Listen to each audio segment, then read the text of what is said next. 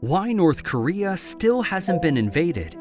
You see, North Korea is the most sanctioned country on Earth. Its economy is smaller than many American cities. Its Air Force flies aircraft older than its pilots. And for 70 years, the most powerful military in history has sat 60 kilometers from its border. Yet, North Korea has never been invaded. Not in 1994, when the Clinton administration drew up plans and then quietly shelved them. Not in 2017, when the world watched missile tests and war felt inevitable. Not today, when it fields nuclear weapons that can reach the American mainland. And this is where most people make the same mistake. They look at North Korea and see a failing state kept alive by China's charity. They're looking at the wrong thing. Because North Korea doesn't survive because of China. It survives because of something far older and far harder to overcome. Its geography. And not the geography you can see on a map. The geography underneath it.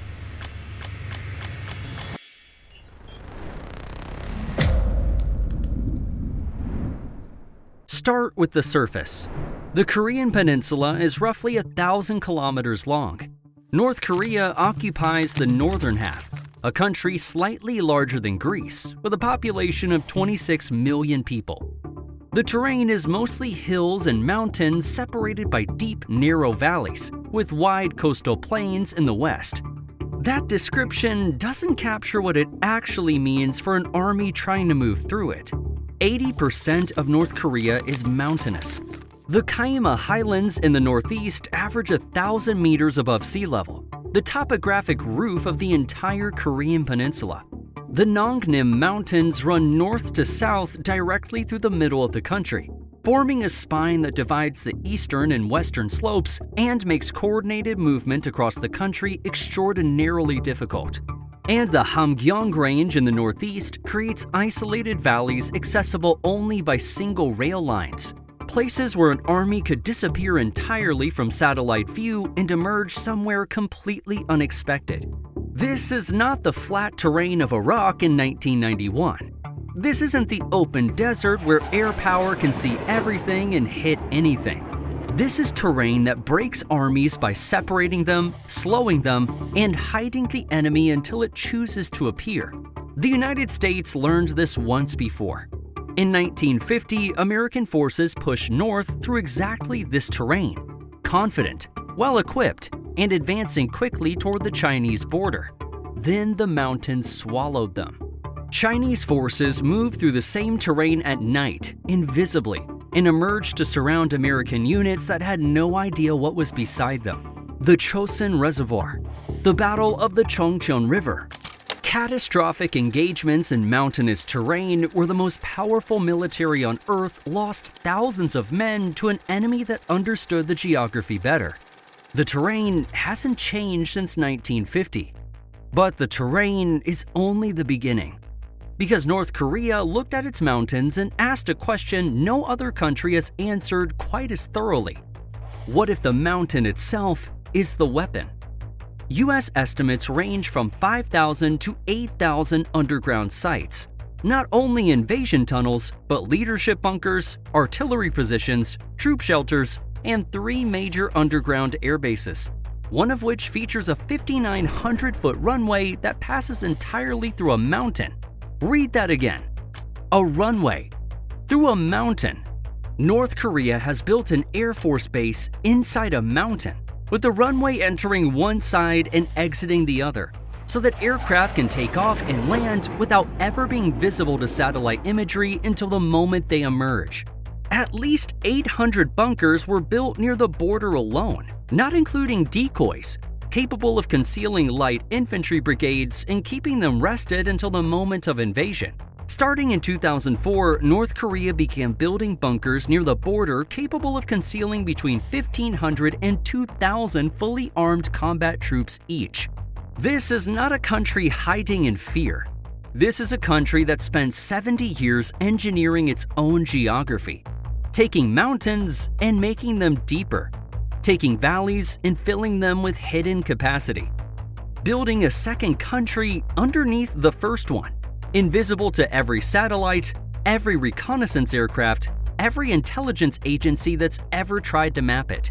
Then there's the tunnel network. The first tunnel discovered beneath the DMZ was found in 1974, extending 1 kilometer south of the border, large enough to move 2,000 troops per hour under the demilitarized zone. A U.S. Navy officer and South Korean Marine corporal were killed by a booby trap while investigating it. The exact number of tunnels beneath the DMZ remains unknown. South Korea has found 4. Military analysts believe there are dozens more. Each one is built to the same specification: wide enough for artillery, deep enough to survive surface bombardment, positioned to emerge behind South Korean defensive lines rather than in front of them. The military logic is elegant and terrifying. If North Korea ever decides to move south, its first wave doesn't cross the DMZ. It emerges from beneath it, behind the defensive positions that have been pointing north for 70 years. This changes every calculation about how a conflict on the peninsula would begin. And it means the geography of North Korea doesn't just protect it from invasion. It projects threat southward through the ground itself. But even this misses the deepest layer. North Korea has conducted all 6 of its nuclear tests at the Punggye-ri test site, a large mountain complex in North Hamgyong province with several underground tunnel systems. The underground site wasn't destroyed even when tunnel entrances were demolished in 2018. After an extended period of inactivity, North Korea has begun reconstituting it, with new portals being excavated into the mountain. The nuclear program lives inside mountains.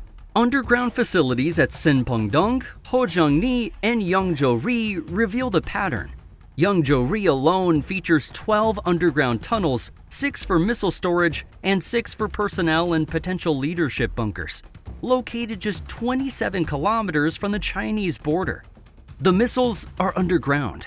The leadership is underground. The command and control is underground. The nuclear tests are underground. When the United States struck Iraq in 1991, it destroyed an air force in 24 hours by hitting airfields and aircraft on the surface. In North Korea, there are no aircraft on the surface. When the United States and Israel struck Iran's nuclear facilities in 2026 using the most powerful bunker-busting bombs ever deployed in combat, they could not confirm what they destroyed underground. North Korea watched that operation carefully. It's been building deeper ever since. Now add the geography that no amount of engineering can explain away. China. North Korea shares a 1,420-kilometer border with China along the Yalu and Tumen rivers. And China has never, not once, allowed North Korea to fall. Not because Beijing loves the Kim regime. Beijing does not love the Kim regime. It tolerates it for a reason that has nothing to do with ideology and everything to do with geography. A unified, democratic, American-allied Korea on China's border is a geographic threat Beijing will not accept. American troops currently sit 60 kilometers south of the DMZ.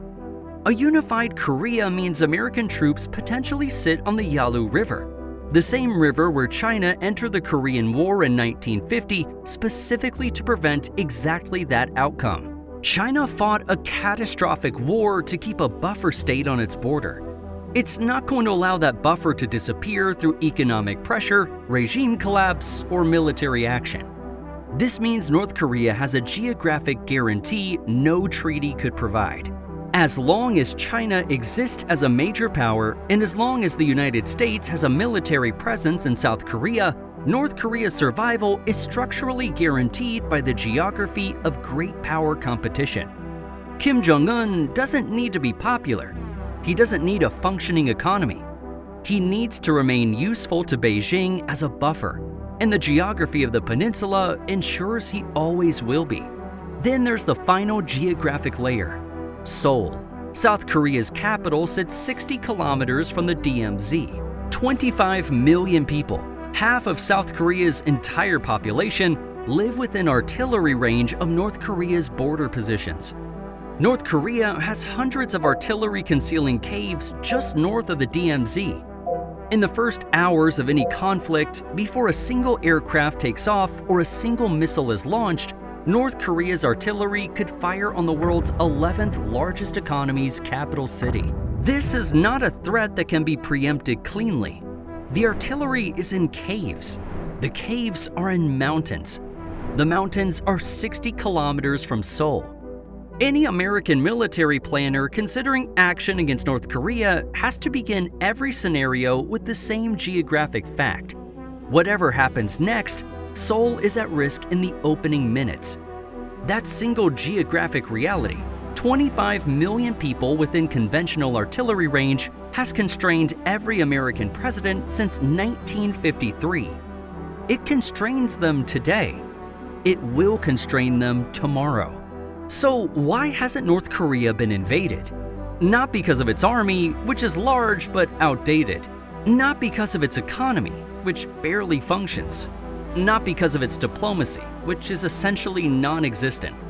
North Korea hasn't been invaded because its geography has made invasion the most expensive option available. And every alternative, however unpleasant, is cheaper. Mountains that break armies. A second country built underneath the first one that no bomb has ever fully mapped. A nuclear program buried so deeply inside granite that the world's most advanced bunker busters can't confirm what they've destroyed.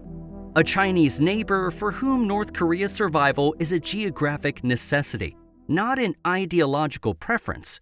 And 25 million hostages in Seoul who never agreed to be part of the equation. North Korea isn't a mystery. It's a geography problem. And geography problems don't get solved. They get managed until they can't be anymore.